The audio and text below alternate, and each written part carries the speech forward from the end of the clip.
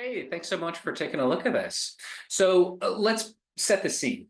We're working together and we're looking at an account executive role as maybe the pilot, right? What we're going to provide you is the core functional and domain skills of that role based on the job description that you have. You can then take a look at our skills taxonomy or leverage perhaps your own and add or subtract skills based on your preference, right? Then what we do with this is we create a simulation. Now, what you're seeing right now is a demo environment, but where it says sales and success essentials, that's where your company name would be. And so then we tell the applicant, this is where the applicant lands, right? They apply to your job. We provide them with a link to the skills assessment. They land here. We communicate to them what skills we're evaluating, how the simulation's beneficial to them, and give us your best shot, right? We want to see how you're going to handle these interactions.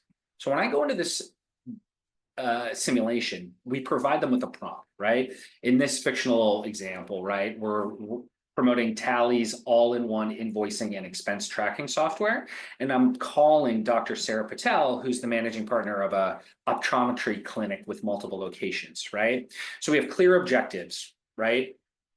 Prepare your questions, prepare your pitch, listen actively, and end with next steps, right?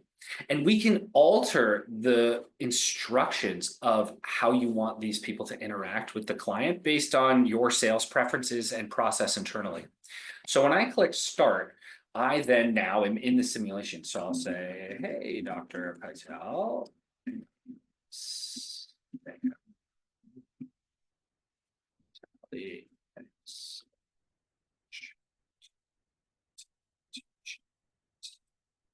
So now all of those skills that we initially identified that were needed for the role when we first started working together, that is what this simulation is grounded in. So as I'm building that relationship and as I'm communicating with this agent, it's always looking back at those skills and then grading me against that, right? And so, as I keep going,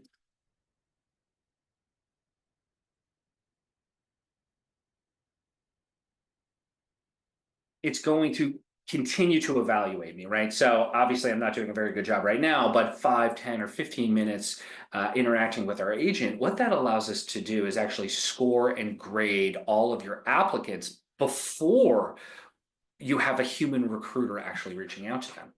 So in this case, right, once that applicant completes the simulation, all of the information lands here in our portal, or we can integrate into your ATS. But the real value for you here is there's 1,000 people that applied to this role. And now we're going to let you know, based on the demonstrated skills proficiency that they just showed us in the simulation, who the top 150 people are. So now we can provide your talent team with sales-like precision on who to call. So now they're not trying to have those 15-minute qualifying calls, finding a needle in the haystack. We're going to tell them, here are the top candidates within this pool of applicants. And what's great is we actually are then able to not only grade these candidates, but we can provide you with rationale as to why the grade was applied.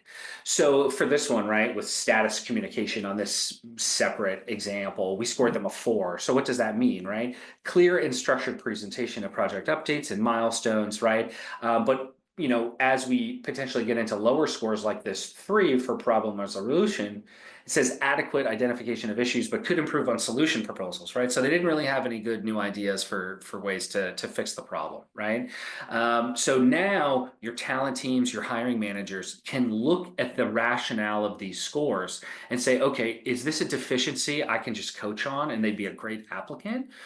Perhaps we could get them for a lower cost, or is this a deficiency that we really don't want to deal with, and you can pass on the applicant. So in any case, my end goal is to make it so that your talent team and your hiring managers are only speaking with the best applicants that are coming in the door, so that they're not wasting as much time, right? Really interested to hear your thoughts. Let me know. We'll talk soon. Thanks so much.